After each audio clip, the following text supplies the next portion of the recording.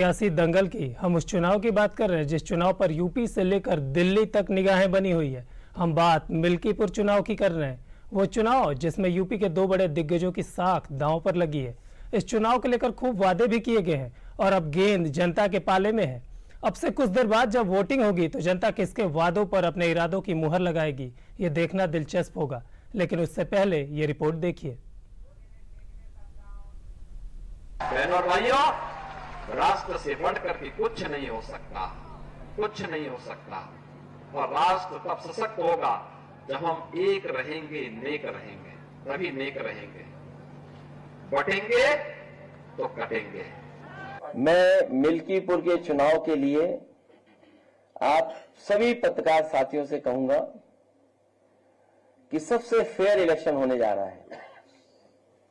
इससे fair election आपने कभी नहीं देखा होगा, ना देख पाएंगे। इसलिए आप लोग सब कैमरे के साथ पहुंचिए। मिल्कीपुर उपचुनाव का प्रचार सोमवार को ही थम गया। वोटरों के कदम वोटिंग की दहलीज पर खड़े हैं। गेंद जनता के पाले में है और नेता अब दर्शक बन चुके हैं। मिल्कीपुर की सत्ता का सिरमौर कौन होगा, इसका फैसला करने के लिए जनता तैयार है। मिल्कीपुर के उपचुनाव में करीब 3,70,000 वोटर्स 10 प्रत्याशियों की किस्मत का फैसला करेंगे। राजकीय इंटर कॉलेज से 414 बूथों के लिए पोलिंग पार्टियां भी रवाना हो गई हैं। चुनाव की तैयारियों को लेकर जिला निर्वाचन अधिकारी चंद्र विजय सिंह ने क्या कहा है वो भी सुनाते हैं।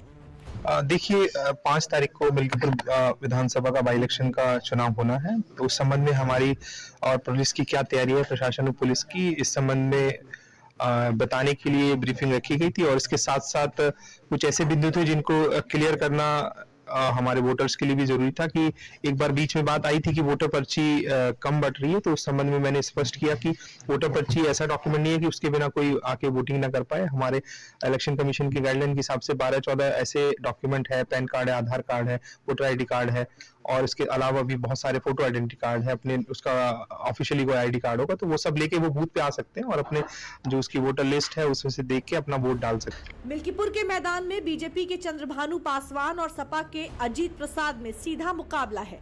सियासी पारा पहले से ही हाई है। ऐसे में मिल्कीपुर में होने वाले उपचुनाव के लिए प्रशासन की तरफ से जबरदस्त तैयारियां की गई हैं। 210 मतदान स्थलों की वेबकास्टिंग होगी। 25 मतदान स्थलों की वीडियोग्राफी की जाएगी। 71 मतदान केंद्रों पर माइक्रो ऑब्जर्वर तैनात किए गए हैं। 9 उड़न दस्ते, 9 स्टैटिक निगरानी टीमें तैनात होंगे। 6 वीडियो निगरानी टीमें, 2 सुपर जोनल मजिस्ट्रेट तैनात होंगे। 4 जोनल मजिस्ट्रेट और 41 सेक्टर मजिस्ट्रेट तैनात होंगे। मिल्कीपुर के उपचुनाव के लिए सिविल पुलिस, पीएससी और पैरामिलिट्री फोर्स निगरानी में लगी रहेंगी। एसएसपी राजकरण नैयर ने लोगों से शांतिपूर्ण तरीके से मतदान की अपील की है। देखिए, मैं सबसे यही अपील करना चाहूंगा कि शांतिपूर्ण ढंग से जो भी माननीय चुनाव आयोग के गाइडलाइंस है उसके अनुसार निष्पक्ष तरीके से चुनाव यह संपन्न कराया जाएगा उस दिन। और सभी वोटर्स जो है, यदि किसी को कोई भी समस्या हो तो हम सबके मोबाइल नंबर्स उनके पास हैं। कोई भी शिकायत हो तो वो उस पर शिकायत कर सकते हैं। बाकी जो भी हमारा जो भी नियम है, जो भी 144 की धारा के अनुसार हमको करना होता है, कहीं पे भी बिना कारण कृपया करके इकट्ठा ना हो। आप अपने घर से मतदान स्थल पर आकर के अपना मत जिसको भी करना चाहें, आपका जहां मन हो, जिसको आपकी इच्छा हो, वहां पे अपने मत को कास्ट करके वापस अपने घर चले जाए। लोकसभा चुनाव में जब फैजाबाद सीट पर बीजेपी को हार मिली थी तो इसकी खूब चर्चा हुई।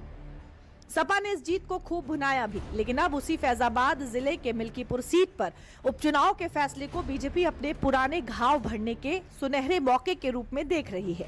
मिल्कीपुर की जिन वोटरों में बीजेपी अपनी संभावना तलाश रही है, उनकी संख्या भी देख लेते हैं।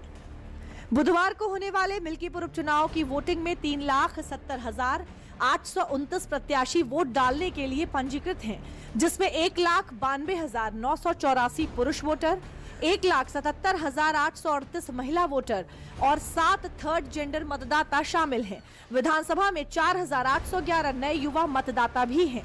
सूबे के सबसे बड़े उपचुनाव के लिए 255 मतदान केंद्र और 414 वोटिंग स्थल बनाए गए हैं।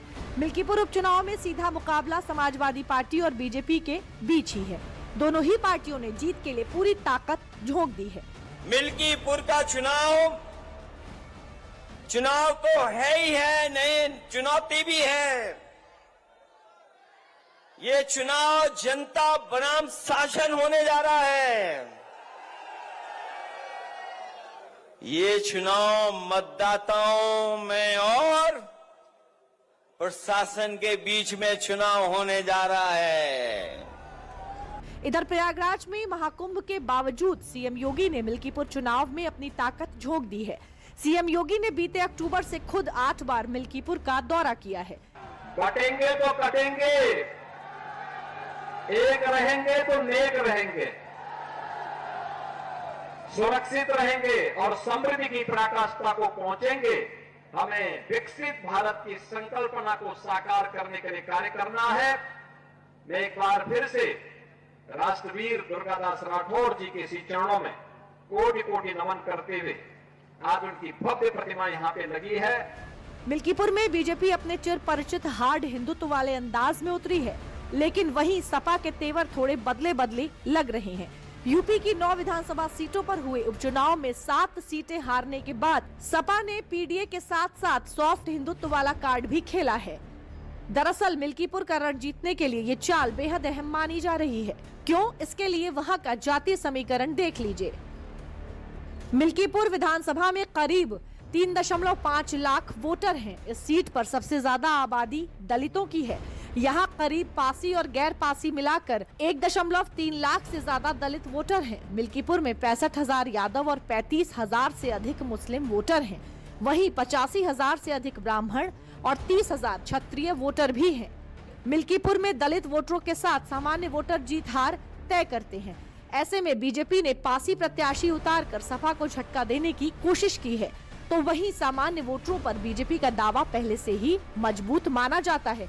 अब देखना दिलचस्प होगा कि बीजेपी का ये प्लान कितना कारगर साबित होता है। रुकते एक छोटे से ब्रेक के लिए। ब्रेक के बाद दिल्ली की सियासत की एक अहम